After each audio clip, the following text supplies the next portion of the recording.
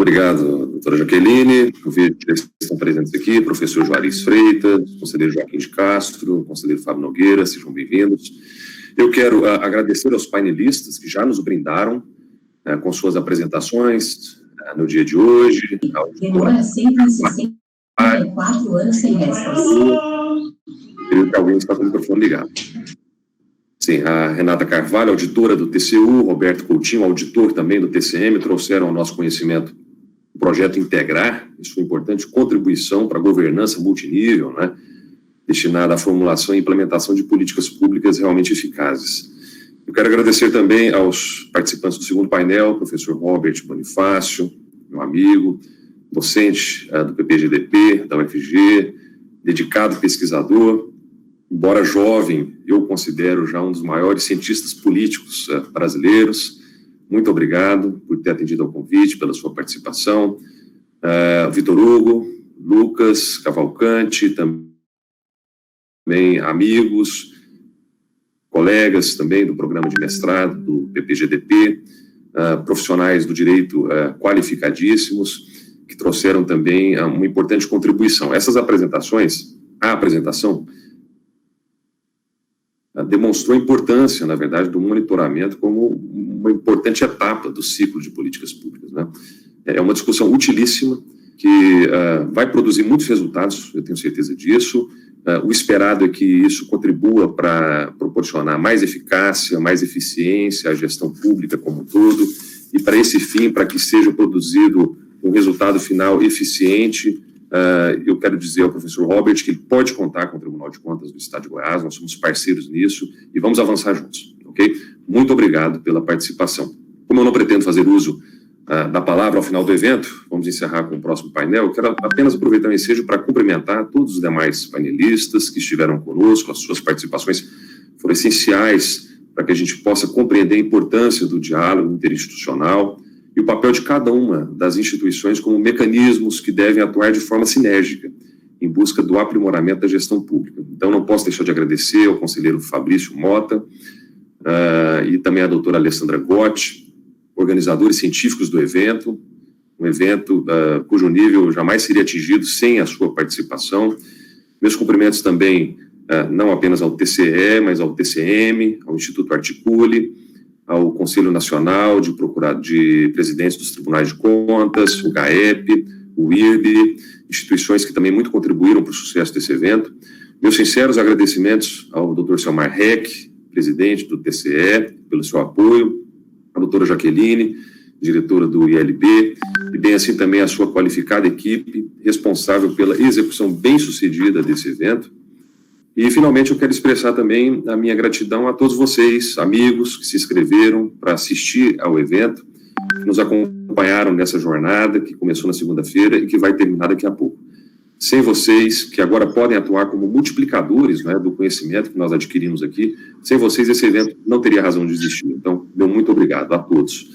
Servidores, conselheiros substitutos, procuradores, servidores de outras instituições e público em geral. Muito obrigado pela presença de todos.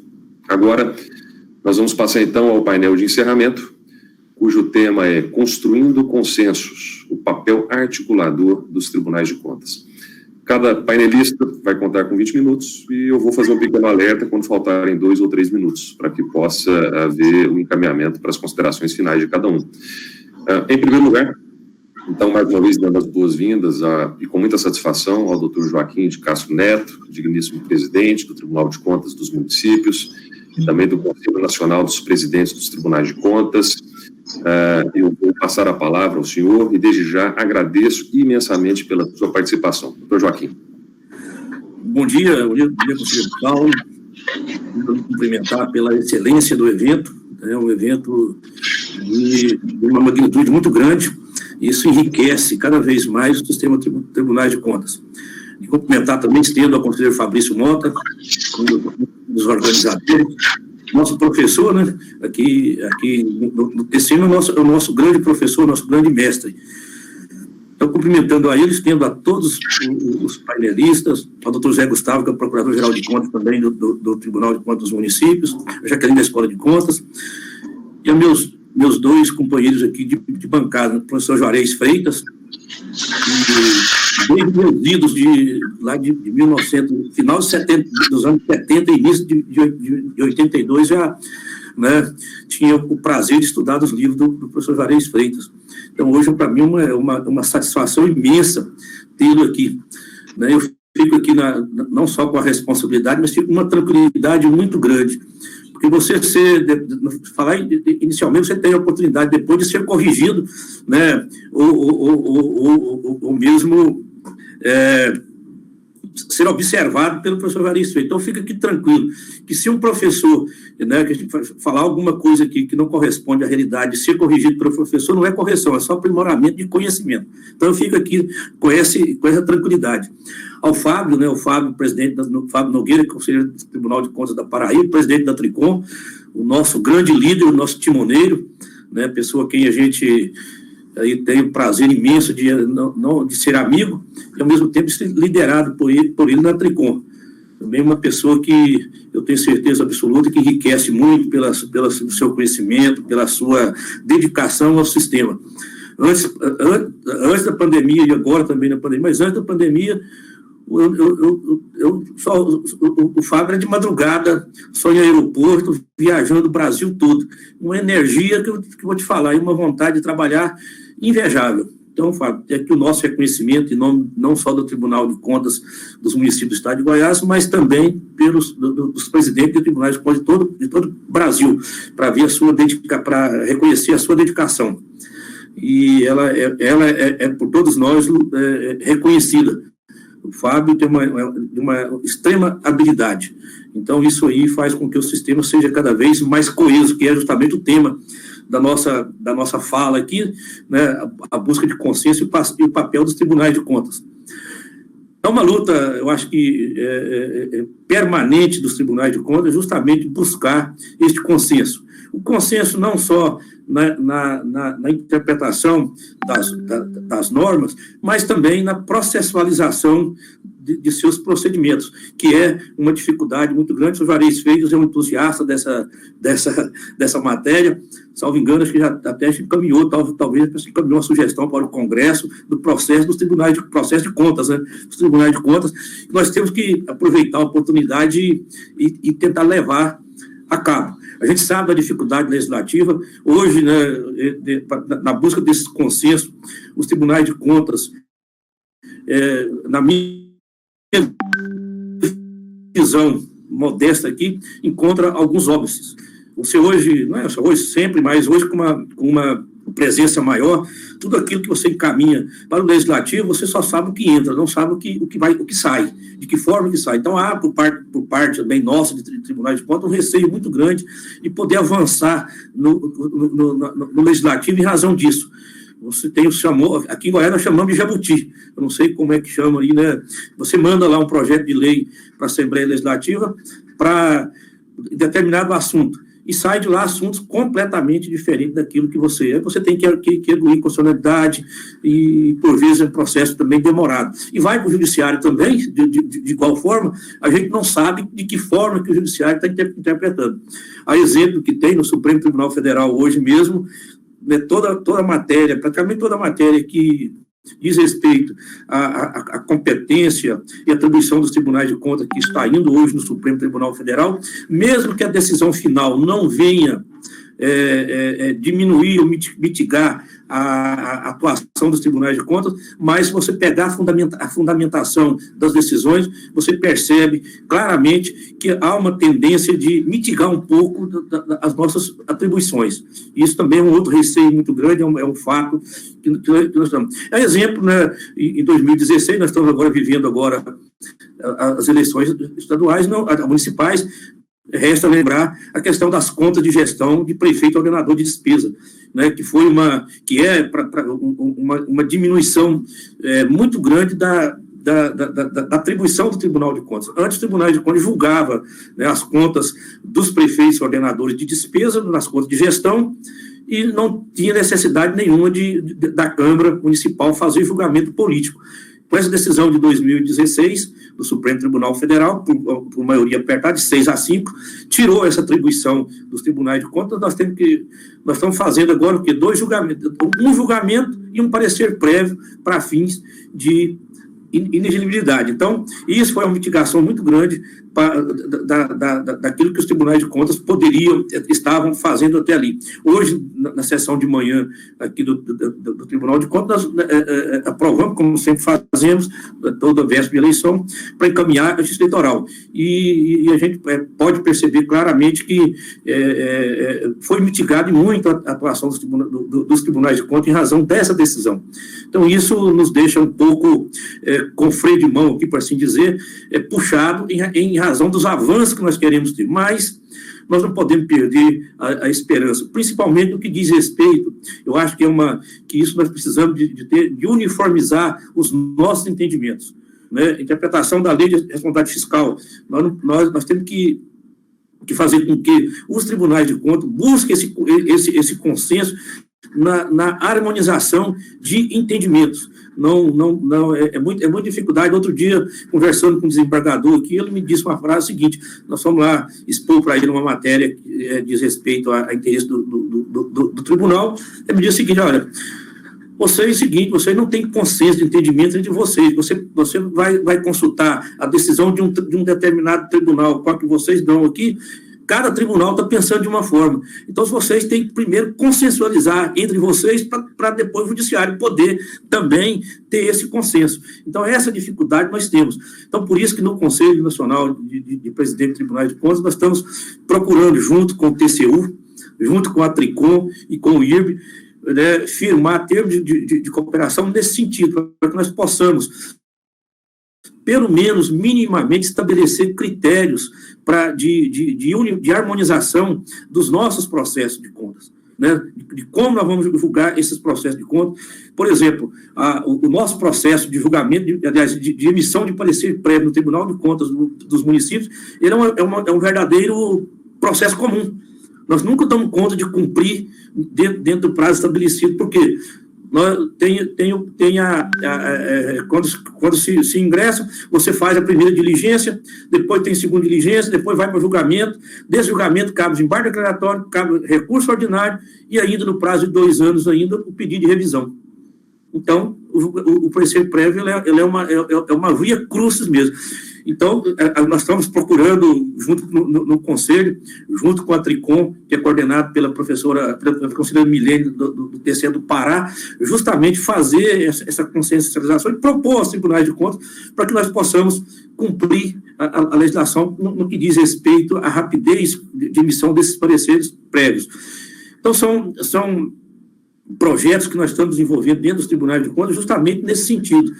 Fazer com que, pelo menos, se nós não temos uma dificuldade com relação ao processo legislativo, mas, pelo menos, eu acho, senhor Reis, nós devíamos, com os tribunais de contas, o Fábio está aqui também, nós fazemos um acordo de cavalheiros, por assim dizer, e estabelecermos entre nós esse processo de contas, pelo menos para que nós possamos fazer com que as nossas decisões possam ser um pouco mais compreendidas e melhor interpretadas pelo Poder Judiciário. Então, isso é bastante importante.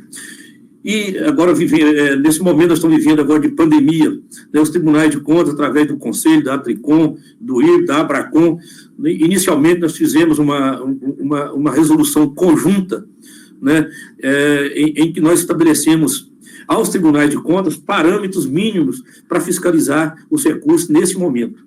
Então, foi um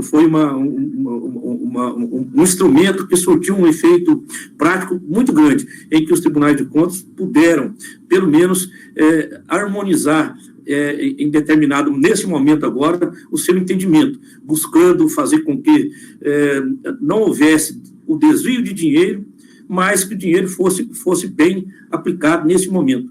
Então, são decisões que nós estamos tomando justamente nesse sentido, buscar com que os tribunais possam cada vez mais cumprir o seu papel.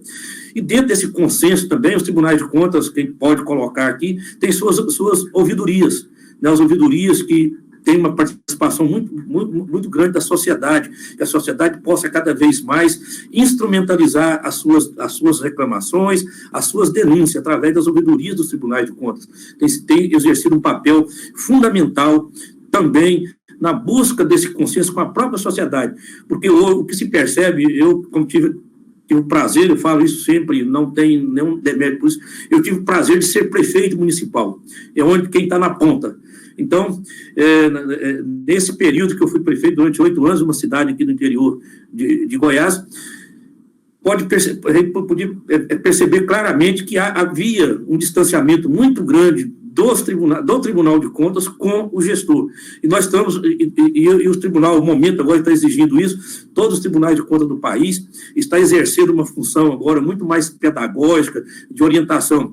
É aquilo que acho que o Sebastião Elvésio que fala, né? Nós estamos agora vivendo do cão guia, né? Saímos do cão de caça, que era procurar irregularidade. Depois era o cão guarda, que era ficar ali esperando para ver se acontecia com a realidade. Hoje nós estamos no cão guia. O que é? Pegar nas mãos, e o ministro José Múcio também do TCU tem dito muito isso, pegar nas mãos dos bons gestores e fazer com que os bons gestores possam cada vez mais aprimorar a sua administração. Isso é um consenso que os tribunais de contas têm permanentemente buscado fazer junto ao gestor, fazendo capacitações permanentes, trazendo os gestores, como no estado de São Paulo mesmo, tem lá no TCM de São Paulo, uma mesa técnica que quando tem algum edital de licitação que tem denúncia, chama as partes envolvidas lá e fala, olha, o que está acontecendo é justamente isso que está errado, é isso aqui, vocês têm que procurar consertar. Isso que os tribunais de contas perdeu ao longo dos últimos anos, é o medo de fazer,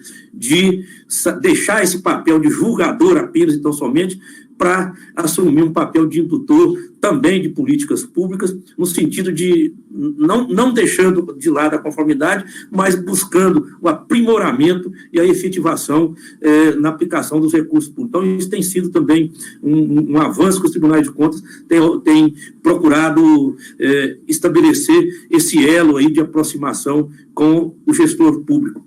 Então, isso faz com que, eu acho que a transparência também das nossas ações, ela é cada vez mais presente nos nossos tribunais. Né? Para se dizer, as nossas sessões praticamente todos os tribunais são públicas, ao vivo, né, transmitida pelo YouTube. Tudo isso faz com que dê oportunidade à sociedade de conhecer aquilo que a ação e o trabalho que os tribunais vêm desenvolvendo no julgamento das contas. Né? Os tribunais não podem, nunca nós estávamos discutindo hoje de manhã, discutindo sobre isso, tribunais, como essa lista que nós encaminhamos para os tribunais, nós não podemos ser lembrados, enquanto tribunais de contas, apenas tão somente na época de encaminhamento da lista para a justiça eleitoral. Nós temos que buscar essa aproximação com o gestor e com muito mais propriedade com a sociedade, para que a sociedade possa conhecer a nossa atuação durante todo o tempo, não só em determinado momento. Então, tudo isso é uma contribuição que os tribunais estão dando para a sociedade e para a comunidade. E, por outro lado, também, o Fábio deve falar nisso também, os tribunais, os próprios membros dos tribunais de contas estão atentos à questão que fala muito a questão da composição, alteração de composição dos tribunais, tem emendas tramitando no Congresso Nacional, nesse pedido de proposta pela Tricom, que justamente para qualificar cada vez mais também o ingresso de conselheiros. Isso também tem sido uma busca permanente que os tribunais têm fazendo. Nós também fazemos a nossa autocrítica também. Nós não nos descuidamos da autocrítica e fazer o que nós precisamos cada vez mais aprimorar, com critérios objetivos, critérios claros, para tirar essa de dentro dos tribunais de contas, essa imagem que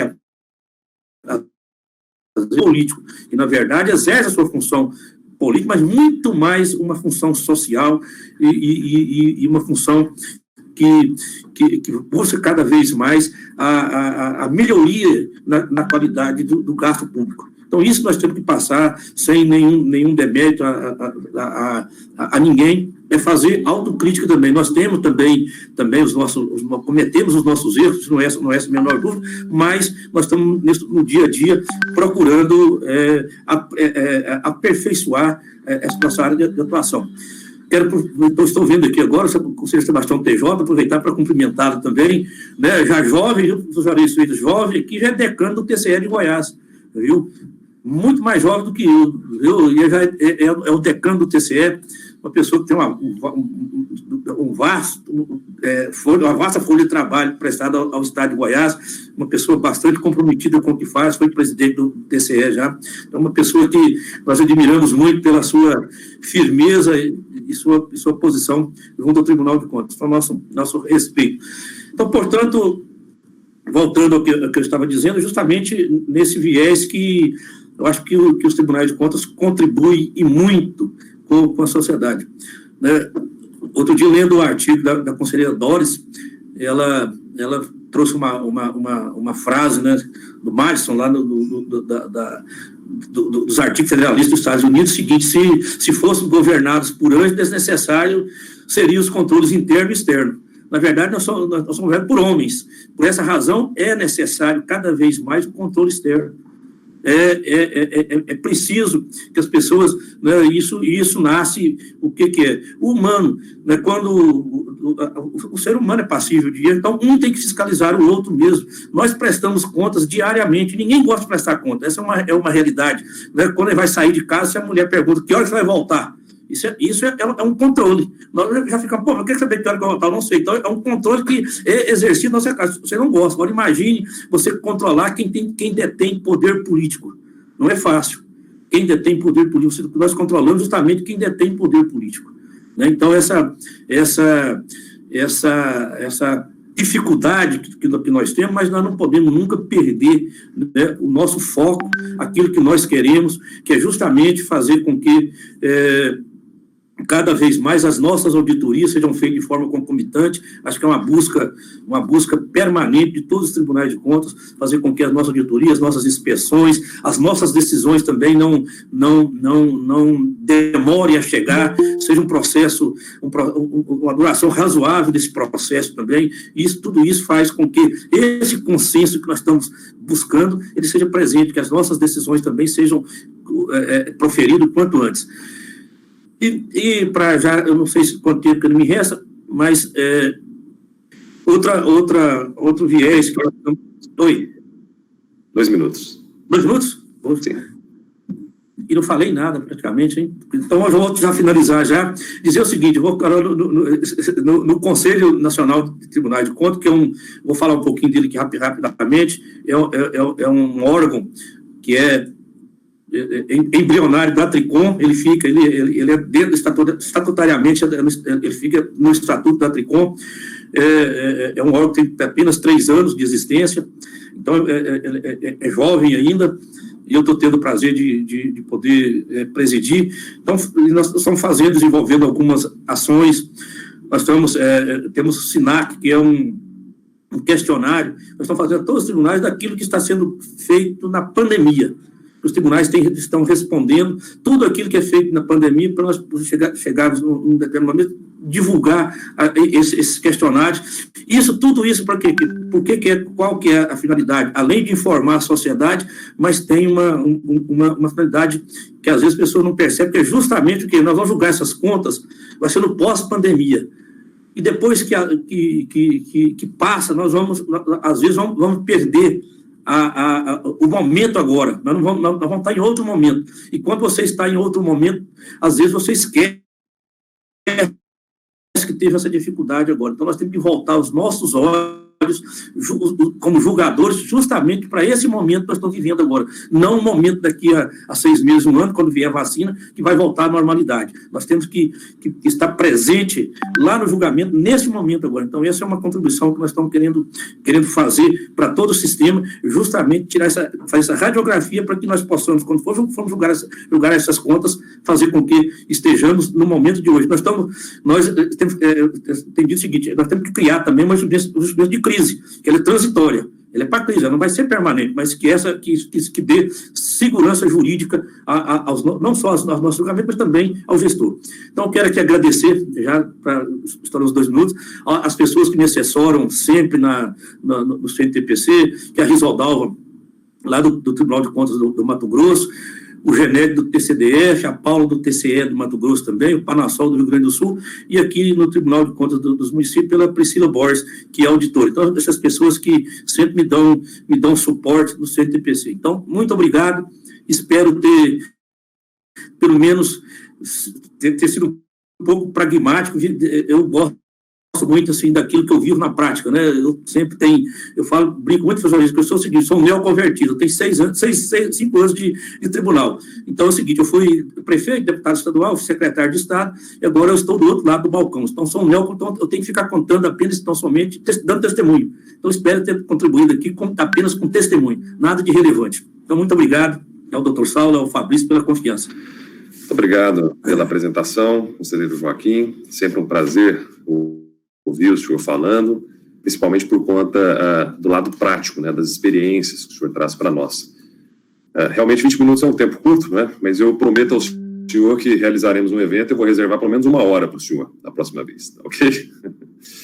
Bom, nós vamos dar continuidade então, nosso próximo painelista, com muita honra, que nós recebemos aqui, o professor Juarez Freitas, mestre em filosofia, doutor em direito, professor titular da Pontifícia Universidade Católica do Rio Grande do Sul, lecionou também na Universidade Federal do Rio Grande do Sul, é membro do Conselho Científico do Instituto Brasileiro de Altos Estudos de Direito Público, renomado autor, de cuja fonte, tenho certeza, diversos aqui já se alimentaram por conta da qualidade de suas obras. Um prazer tê-lo aqui, professor. Agradeço por ter aceitado o convite e passo a palavra ao senhor.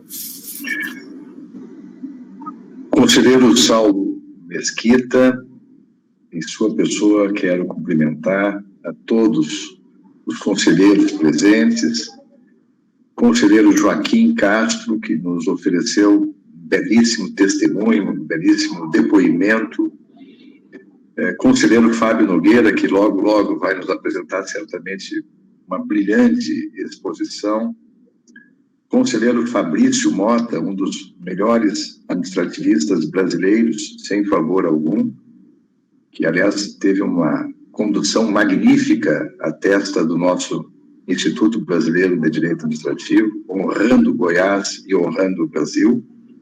E também quero saudar a doutora Alessandra Gotti, que participou aí vivamente da organização. A todos os meus cumprimentos.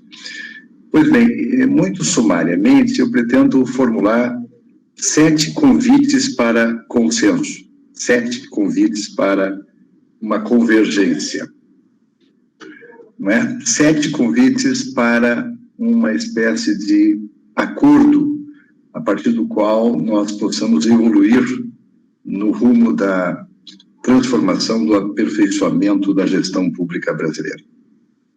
O primeiro ponto, primeiro convite, que penso que nós deveríamos considerar assim inadiável, é a digitalização includente da administração pública brasileira. A pandemia mostrou isso com solar evidência. Nós precisamos, mais do que nunca, assegurar o direito fundamental à conectividade do cidadão, ao acesso em rede a serviços públicos.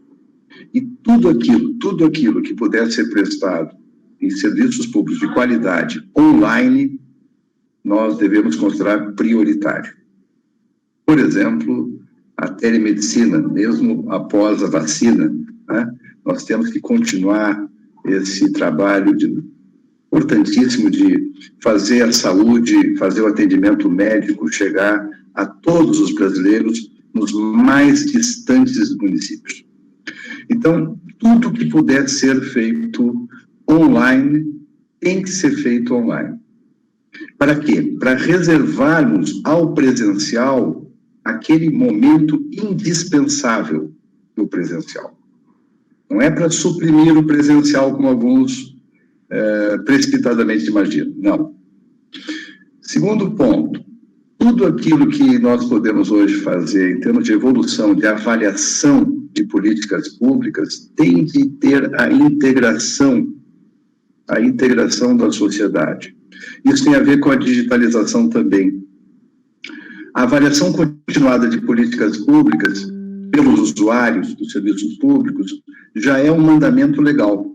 Está na Lei de Defesa dos Usuários de Serviços Públicos. Os tribunais de contas têm que cobrar a eficácia desse dispositivo. Mas é preciso, além de cobrar a eficácia, apontar caminhos.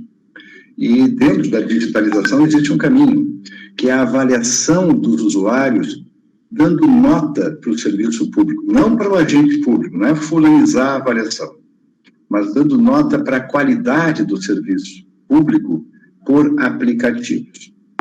Bem, esses são dois pontos que me parecem muito importantes relacionados a essa digitalização includente. Sem isso, nós vamos continuar tendo uma administração pública no papel, analógica, vamos ser francos, ultrapassada, com ou sem pandemia. Pois bem, esses pontos já apareceram num anteprojeto elaborado numa comissão de juristas que tive a honra de integrar no Congresso Nacional, presidida pelo ministro Bruno Dantas, designada pelo presidente da Câmara de Deputados. Apresentamos vários projetos que, a meu juízo, pelo menos a boa parte deles deveriam reinar na zona de consenso.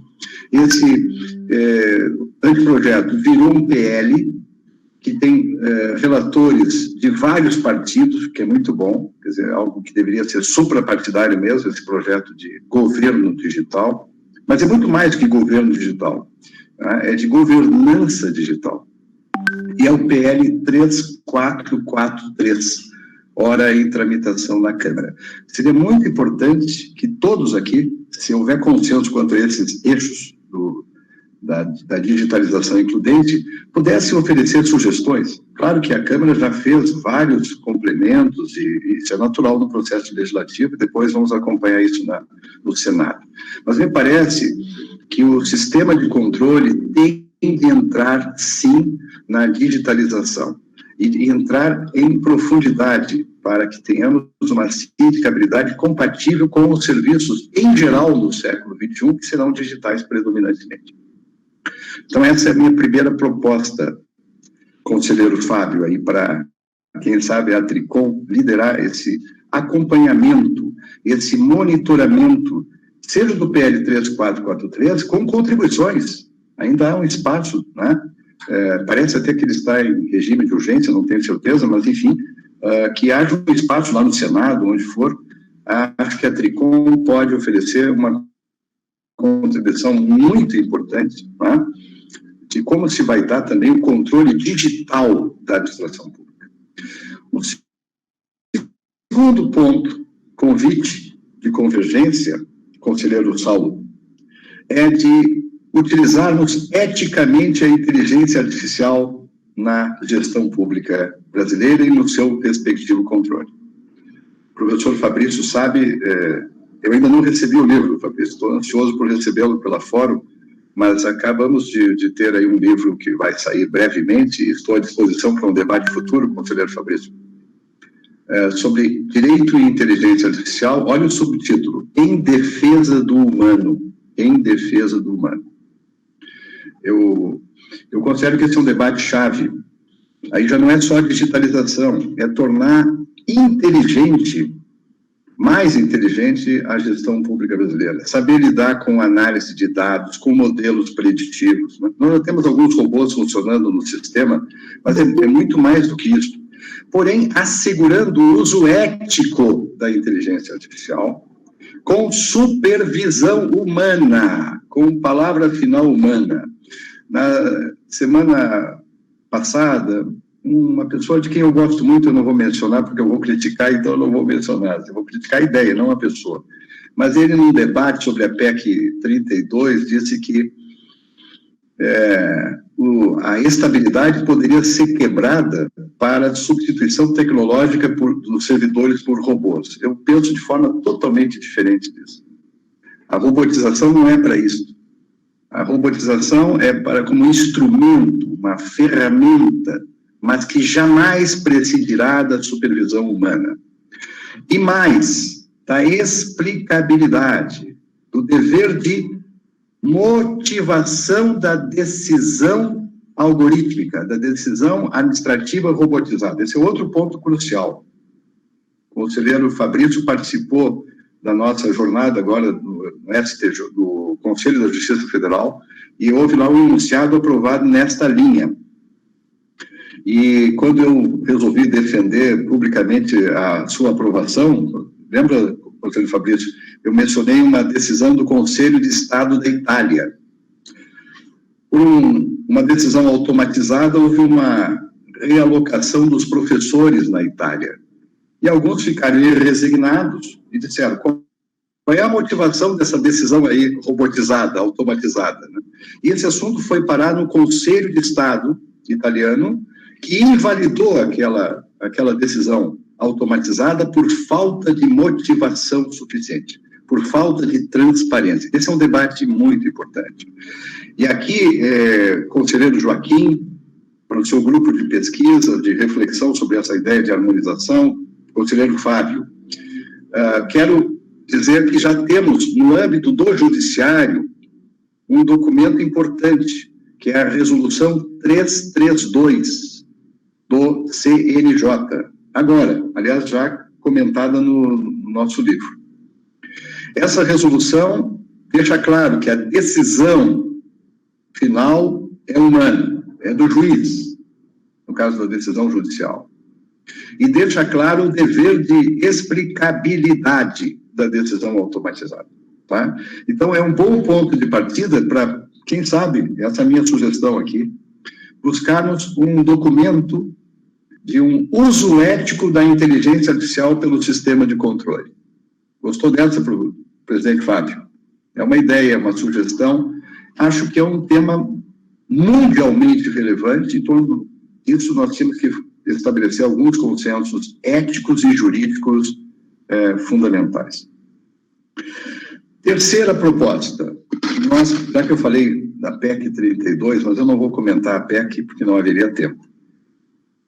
Mas existe aí uma série de probleminhas para resolver nessa PEC, que não vem ao caso agora, problemas técnicos, inclusive uma mudança que eu entendo fere a Constituição, no artigo 84, na formulação proposta, que permite extinção por mero ato administrativo de autarquias. Imagina o risco jurídico que isso representa, né?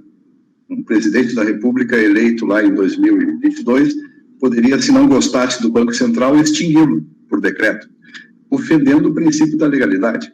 Lei específica cria autarquia, pessoa jurídica de direito público. Não é isso, conselheiro Joaquim? Isso que eu ensino para os meus alunos.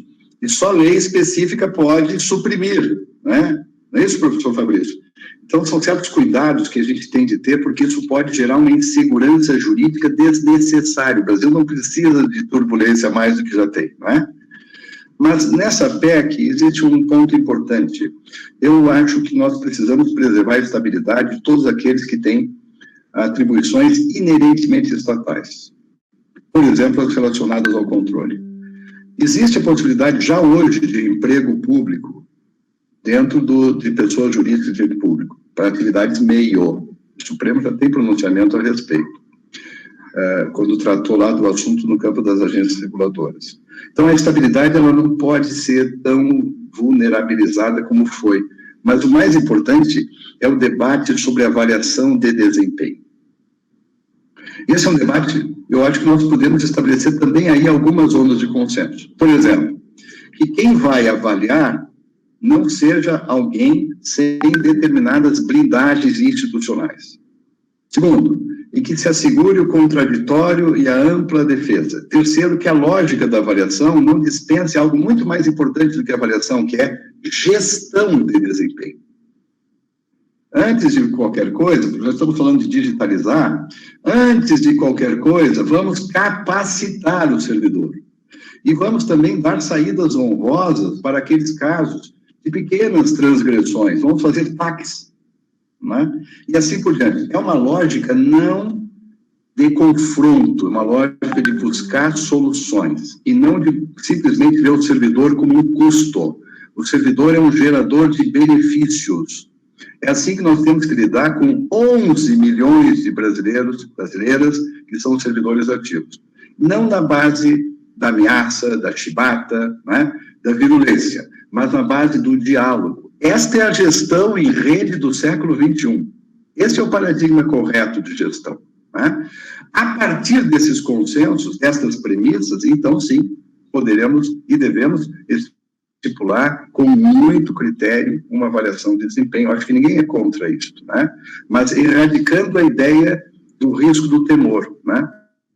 Em que politicamente é posto ali num chamado cargo de liderança, que está totalmente indefinido, e que aparece como, inclusive, tendo funções estratégicas e técnicas de forma totalmente nebulosa, remete a uma legislação regulamentar sem nenhum tipo de baliza. Não é assim que se vai propor algo tão delicado como uma avaliação de desempenho. Então, façamos isso com calma. Essa é a minha proposta nos debates que eu tenho participado. Vamos fazer de forma dialogada, com calma, né? Sem virulência, sem virulência. Esse é um debate que nós temos que estabelecer consensos, disse o conselheiro Joaquim, pensando no bom servidor. Pensando no bom servidor. Tá? Próximo ponto importantíssimo, eu penso que é consenso, conselheiro Fábio, sustentabilidade na gestão pública brasileira. Sustentabilidade na gestão pública brasileira. Os fundos trilionários de investimentos no mundo hoje estão sendo pautados por 3 letras. ESG. ESG. Tá? Repito, os fundos de investimentos no mundo. O que são essas 3 letras? Environmental, Social and Governance. Preocupações ambientais, preocupações sociais, preocupações de governança. Se nós não trabalharmos com essas 3 letras, que no fundo são já preocupações nitidamente de sustentabilidade, estamos fora do modelo até mesmo de investimentos públicos e privados do século XXI. Inclusive por razões regulatórias. É inaceitável que um banco público ou privado invista numa zona de trabalho escravo, num empreendimento que tenha trabalho escravo. É inaceitável que invista numa zona que tem um empreendimento e que pratica desmatamento ilegal, por exemplo. Isso, além de tudo, aumenta expressivamente, significativamente, o risco do investimento. Então, a sustentabilidade, por exemplo, nas licitações públicas, e o TCU já tem acordo reconhecendo isso há algum tempo, é algo que precisa evoluir nos tribunais de contas. É uma pauta que envolve o social, ambiental, enfim, os 17 ODS da Agenda 2030 têm que ser incorporados à agenda do controle externo do Brasil.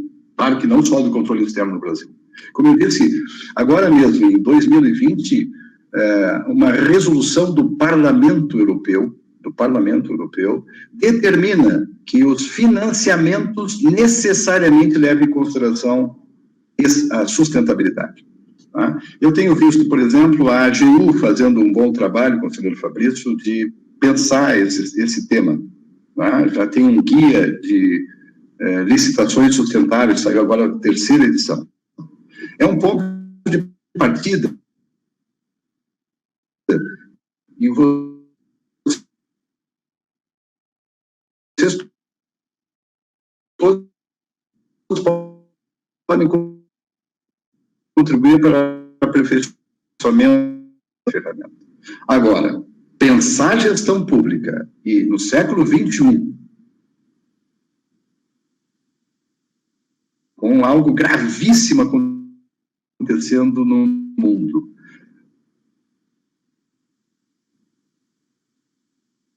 que são as mudanças que já não são mais simples mudanças, são emergências climáticas. Pensar sem a gestão pública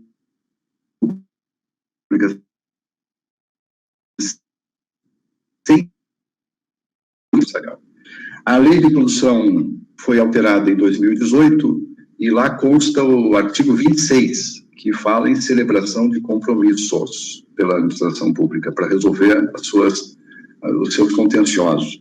Eu penso que esse é um ponto-chave, considero, Fábio. Nós precisamos habilitar o servidor público brasileiro, o controle, o gestor público, para fazer acordos com probidade, com correção, com transparência, e aí com um certo cuidado também processual em torno disso. Né? Esse é um assunto em torno do qual eu vejo uma necessidade tremenda.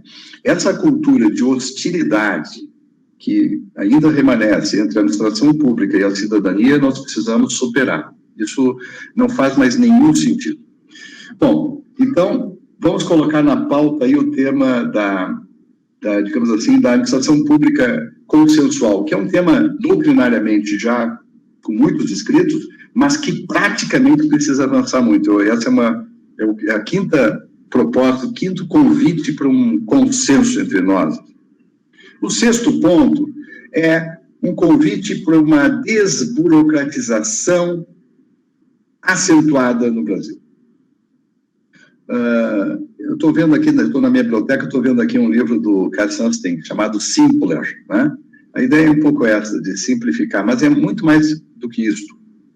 Vejam, senhores, o seguinte, nós temos que criar, tomando licença para usar o termo que agora está muito em voga por causa da medicina, né?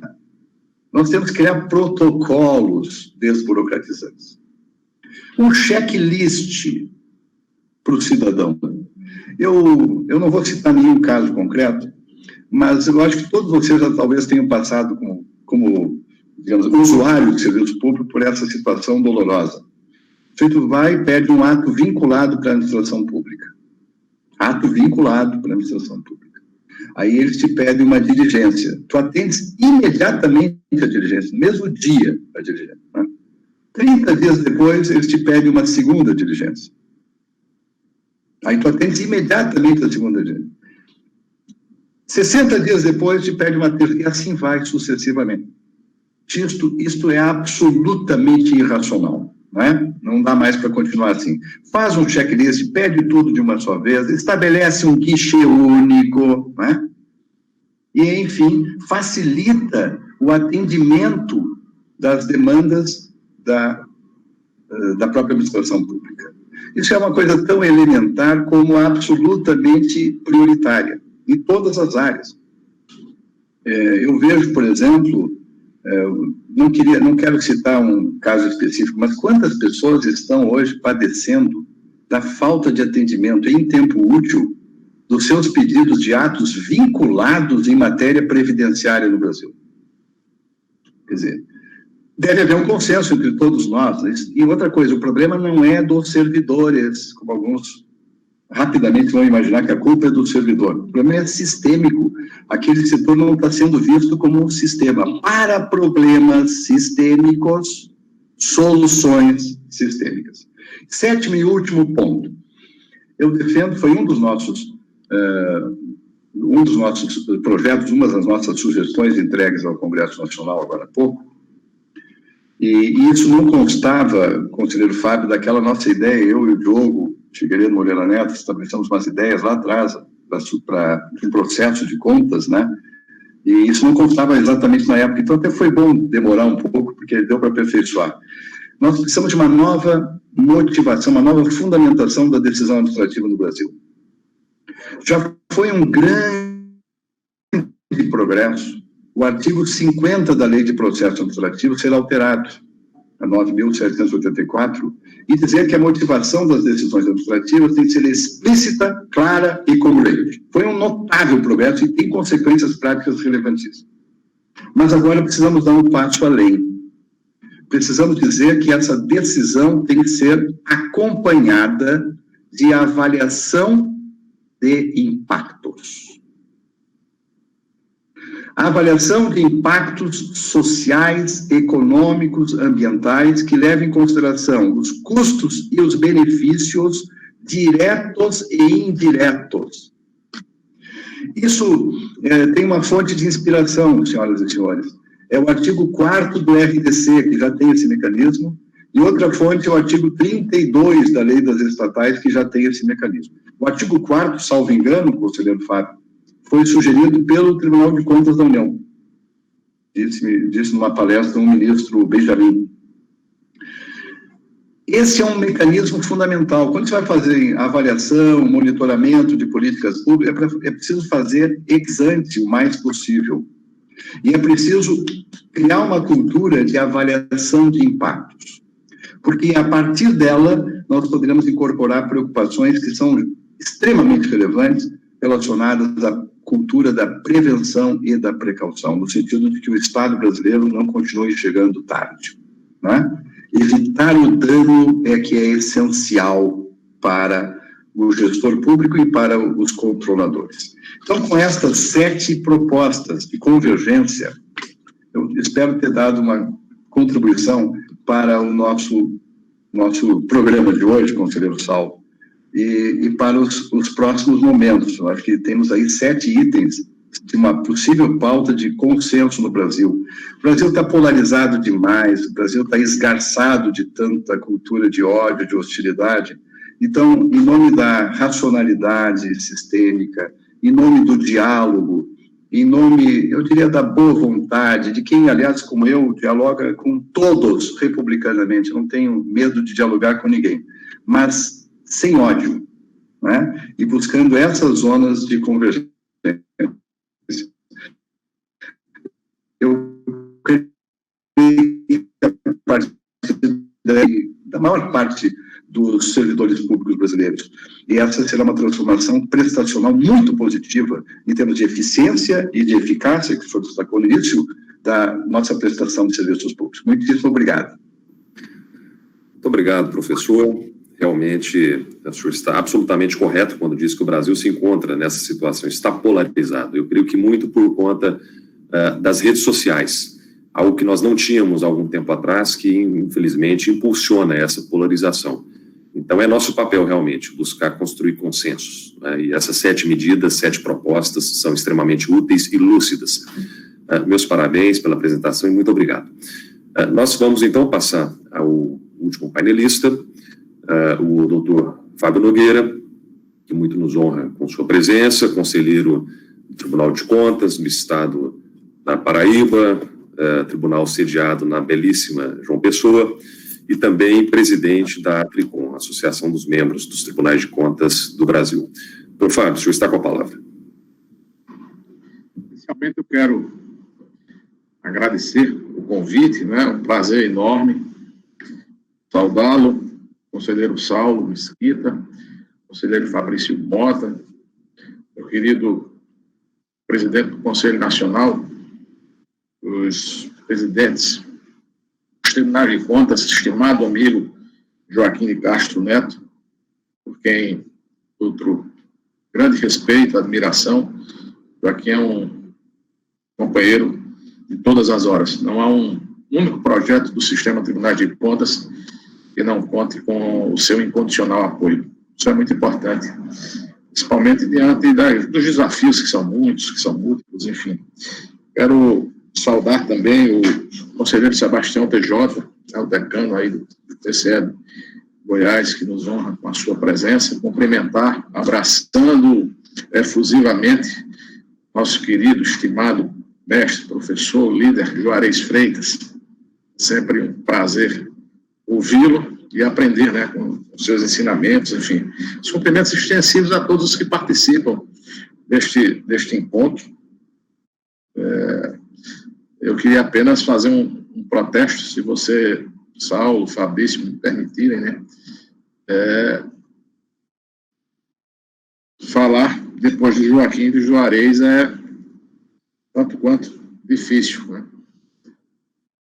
Penso que a audiência começa a cair a partir deste momento. Mas, enfim, quero cumprimentar a comissão organizadora, primeiro pelo tema, né, pela temática central do evento, diálogo interinstitucional, contribuições para o aprimoramento da gestão pública e do controle externo, né, principalmente também ao tema deste painel especificamente, né, a construção de consensos, o papel articulador dos tribunais de contas.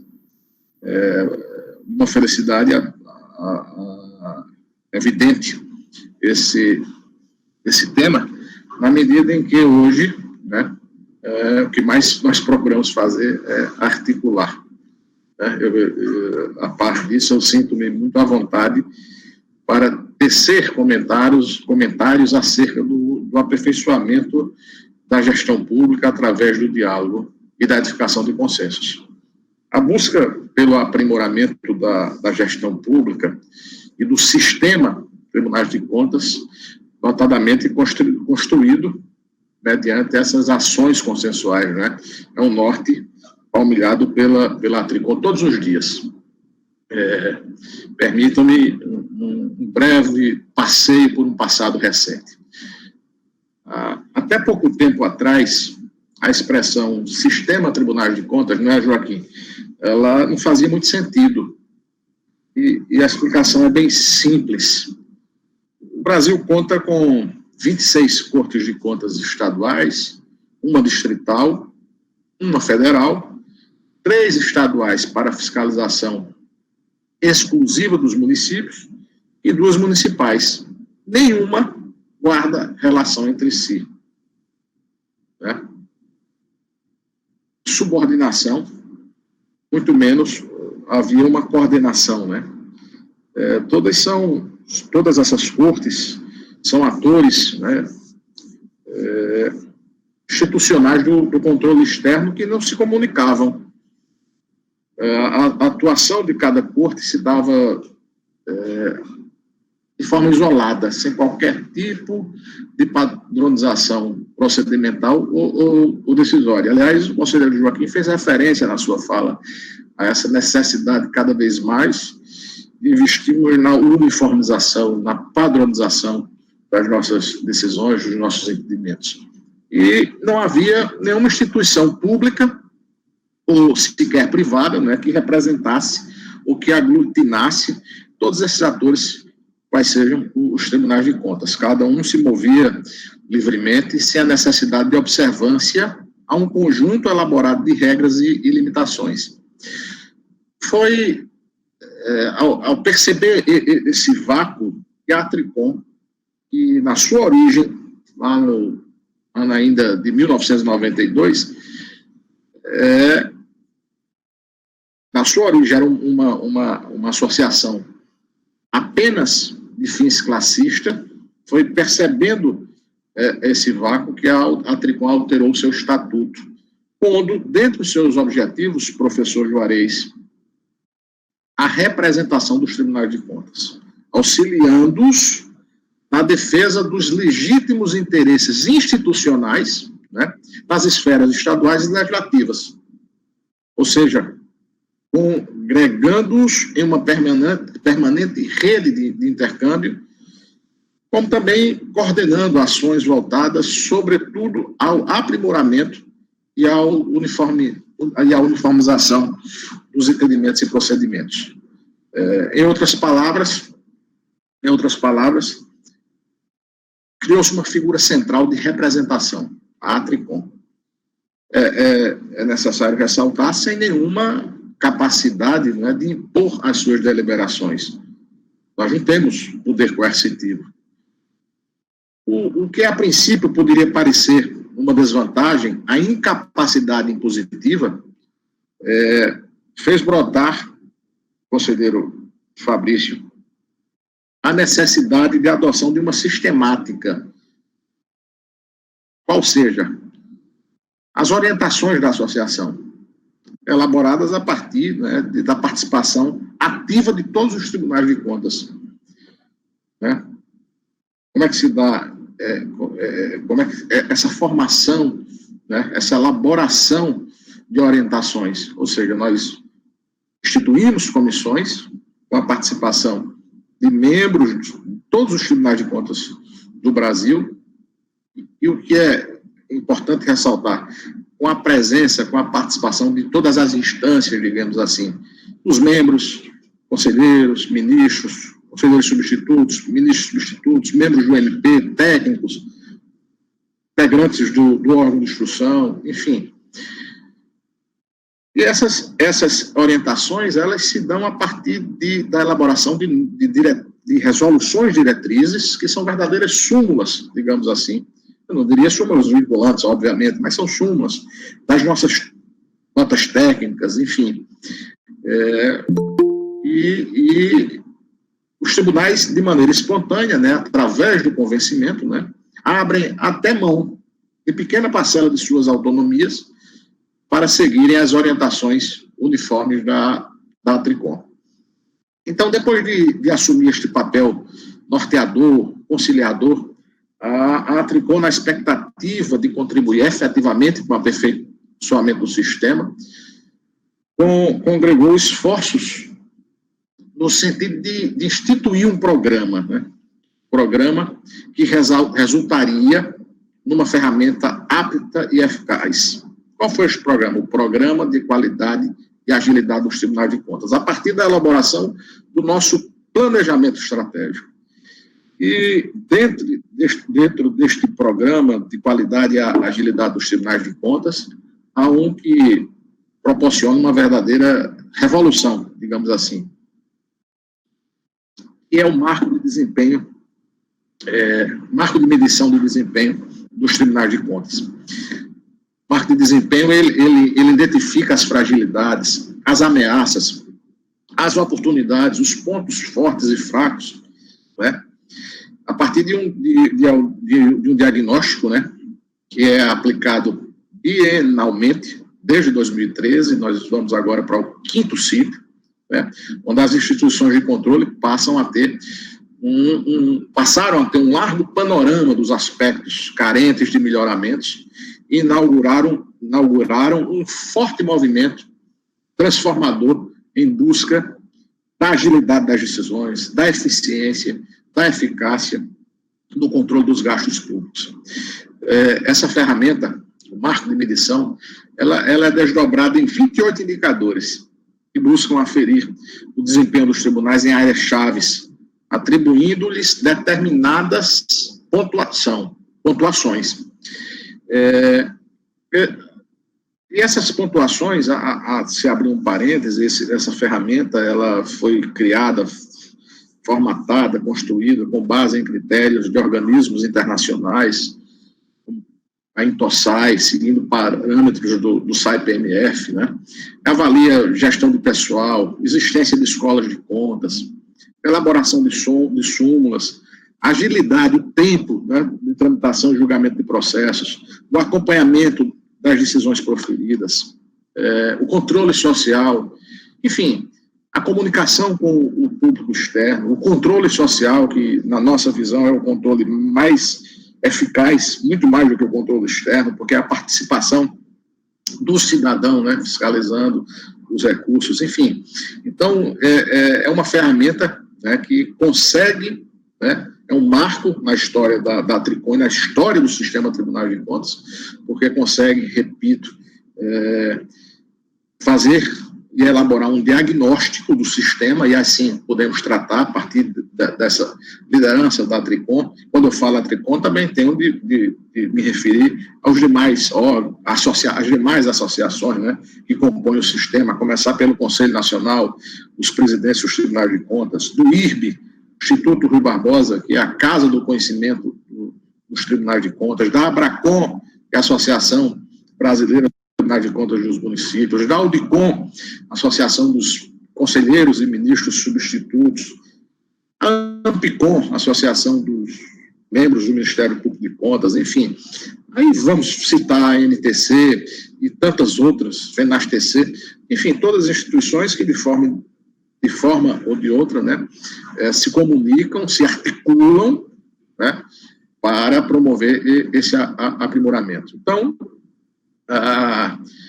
sem sombra de dúvidas, este marco de medição, né, marcou um dos primeiros e grandiosos passos do controle externo para o surgimento, né, deste grande e poderoso sistema que, ao olhar para dentro de si, né, descobre eventuais mazelas, defeitos que precisam ser extirpados, né.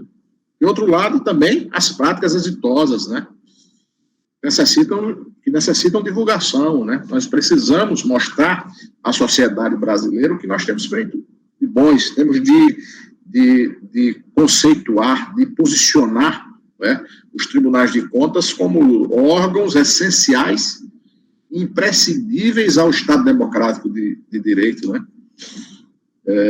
Então, não há nada melhor, eu repito, do que uma ferramenta que pudesse promover esta revolução, né? Este movimento. No primeiro momento, professor Juarez Freitas, o marco de medição, ele no primeiro ciclo, no segundo, focou muito a questão estrutural dos tribunais, né? Se a composição, por exemplo, ela atendia os comandos da Constituição, se os órgãos de controle dispunham de escola de contas, de ouvidoria, um canal permanente com a sociedade, enfim, um olhar mais interno. No segundo momento, já penso na nossa gestão, nós resolvemos avaliar o que a atuação dos tribunais de contas gerava de benefício para a sociedade.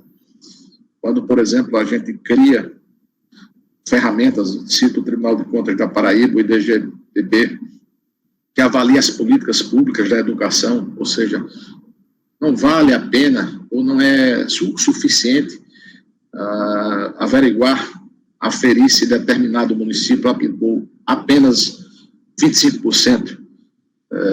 Apenas, quando eu digo apenas, não os 25%, mas a atuação, o olhar. Se esse olhar deve ser apenas no que diz respeito ao atendimento do percentual mínimo. Não, esse olhar, essa atuação, essa fiscalização, essa análise, ela tem de ir mais além, ou seja, saber se essa aplicação de no mínimo 25% tem gerado os resultados que a população precisa, necessita. Aí, sob diversos aspectos, diversos ângulos, por exemplo, avaliando a taxa de repetência, a taxa de evasão, a qualidade da merenda escolar, a qualidade do transporte escolar, a capacitação dos professores, se os conselhos funcionam a contento, enfim. Então, é uma série de ações de atuação que os órgãos de controle começam a assumir aquilo que eu tenho denominado de controle externo contemporâneo, moderno, eficaz, né?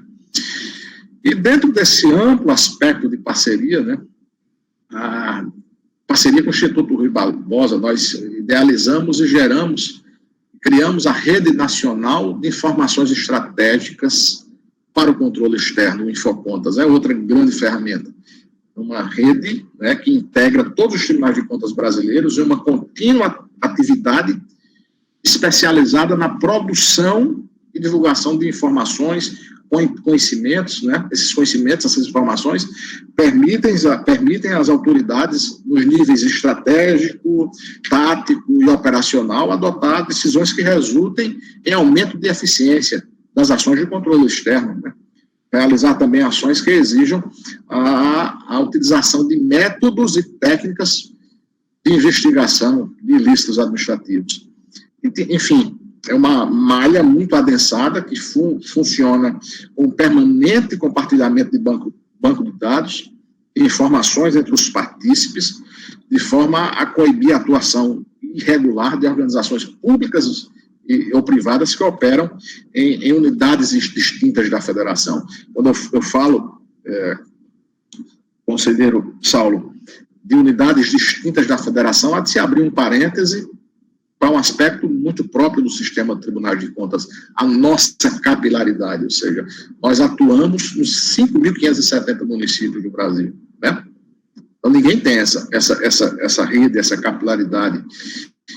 Além disso, a par disso, paralelamente, as soluções, né, eletrônicas elaboradas, não sei se o termo está correto, professor Juarez, porque o fato é que as Cortes de Contas, elas têm elaborado quase que de forma permanente, né, softwares, aplicativos, ferramentas, né, que são colocadas sob o domínio da rede para o auxílio dos mecanismos de fiscalização. Cada vez mais nós inovamos. É impressionante como a gente não para de produzir ferramentas, né? Neste momento, né, nós estamos construindo, e Joaquim sabe bem disso, é um entusiasta dessa ferramenta, uma ferramenta que pudesse quantificar, né, aferir, né, a atuação dos tribunais de contas, porque há poucos instantes se falou aí, não sei quem falou, na necessidade de uma comunicação melhor, né, com a sociedade, e essa era uma das nossas limitações.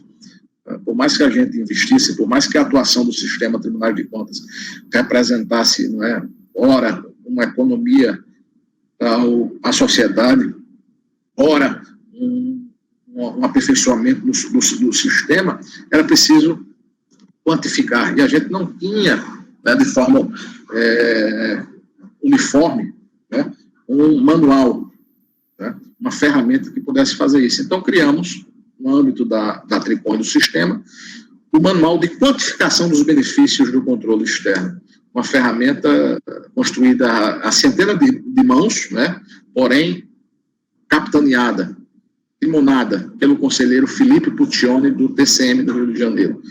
Está em pleno desenvolvimento, em pleno processo de adesão. Quero agradecer o apoio decisivo, decidido, do Conselho Nacional dos Presidentes do Tribunal de Contas, a partir da liderança do conselheiro Joaquim, para que haja uma adesão de todos os presidentes do Tribunal de Contas, porque isso é uma questão, inclusive, cultural, né?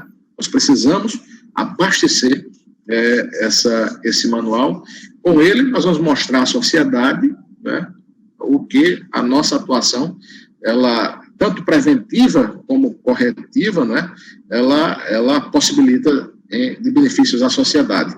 Ela é uma virada no que diz respeito na nossa comunicação com a sociedade. A sociedade terá ciência, né, repito, da indispensabilidade do complexo Tribunal de Contas, por meio de um contestável retorno que as atividades desses órgãos de controle proporciona, né? Principalmente quando a gente faz uma análise comparativa, né, do que é investido monetariamente e o que é retornado para a sociedade. Nós temos alguns minutos que são interessantes, eu vou tentar adiantar. Enfim, Joaquim fazia referência há poucos instantes, né, da dificuldade, né, que é exercer o controle.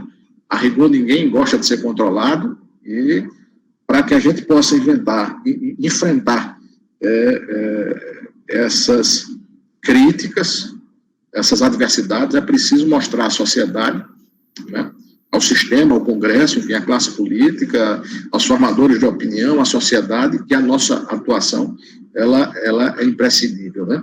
Então, no que toca a essa relação interinstitucional, né, o papel de articulação dos tribunais de contas, nós temos diversos macroprojetos em andamentos, né? Nós temos parcerias institucionais com diversos órgãos, né?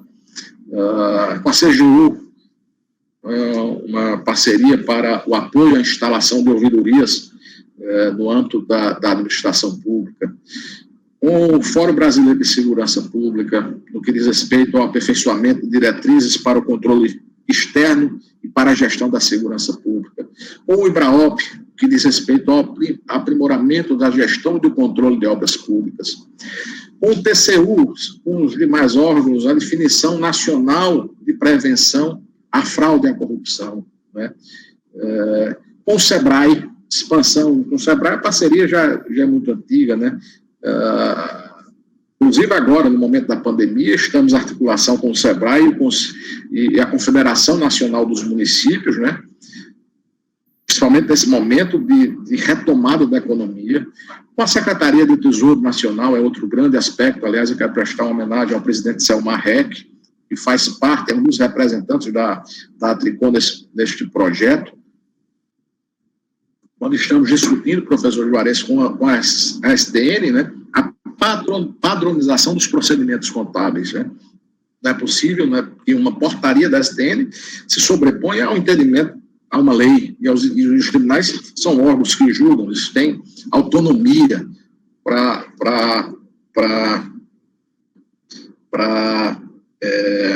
decidirem. Mas, por outro lado, era preciso que houvesse essa padronização. Então, estamos reunidos há muito, tentando padronizar. Confederação, o Conselho Nacional de Justiça, fizemos há poucos meses, sob a liderança do então presidente do STF, ministro Dias Toffoli, do ministro José Múcio, presidente do TCU, um diagnóstico das obras paralisadas, né, a partir do programa de Strava. Os tribunais de contas tiveram um papel essencial para fazer esse levantamento, e o levantamento desmistificou, né, uma falácia, né, que sempre se dizia um engessamento da máquina pública, obras são paralisadas em função de decisões dos órgãos de controle. Nada disso. Apenas menos de 3% das obras são paralisadas em função de decisões de natureza judicial e por determinação dos tribunais de contas. Com a Comissão de Valores Imobiliários, né, fiscalização da aplicação dos recursos disponíveis nos regimes próprios de previdência. Com o Ministério da Previdência e Ação Social, o CONAMP, Fundação Banco do Brasil, a ENCLA, a Estratégia Nacional de Combate à Corrupção, né? Nós participamos, a Tricom é partícipe da ENCLA, mediante, inclusive, o acompanhamento da evolução patrimonial dos agentes públicos. Enfim, são tantas as parcerias institucionais que nós firmamos através de convênios, de acordos de cooperação técnica e, enfim, e instrumentos similares, que eu diria que o que preside neste instante a relação do sistema Tribunais de Contas com as outras instituições é justamente o diálogo, né? Este diálogo interinstitucional. Aliás, eu tenho defendido, desde que assumi, né, o diálogo permanente, a integração, né, a colaboração. E para encerrar, quando eu falo em colaboração, apenas um parêntese, se os senhores e as senhoras permitirem, como o sistema Tribunais de Contas do Brasil se viu, né, se comportou com a análise diante de um fato inusitado, como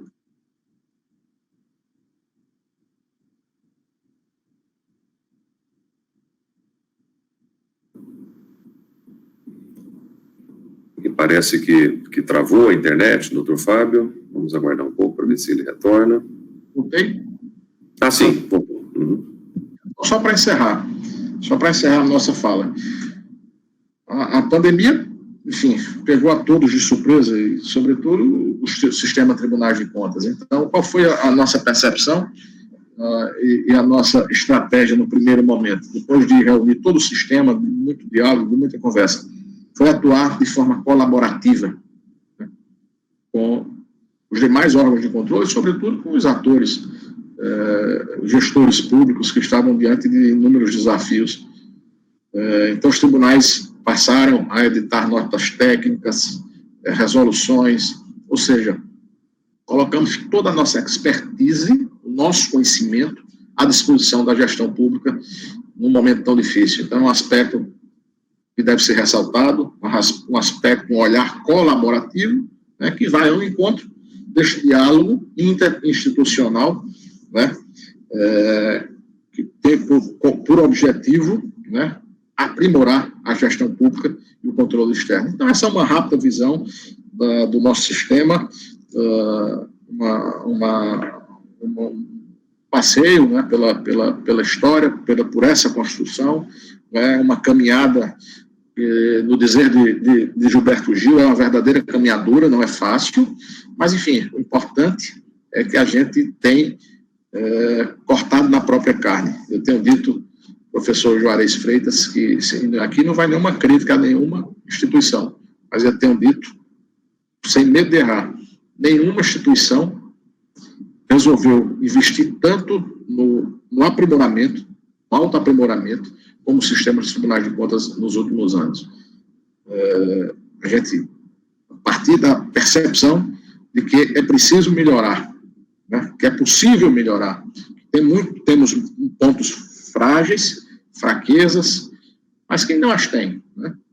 Mas que, a par de tudo isso, temos muita coisa boa sendo desenvolvida,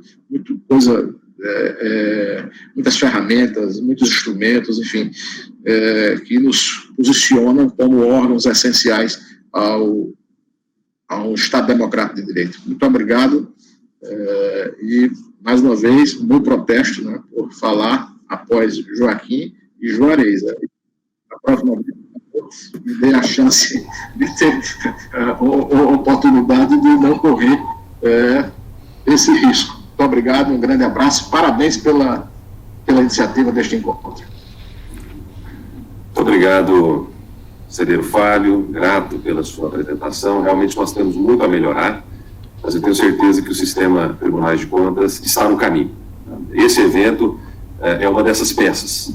Eu espero que tenha sido produtivo, eu espero que nós tenhamos dado um passo a mais em busca dessa evolução. Né?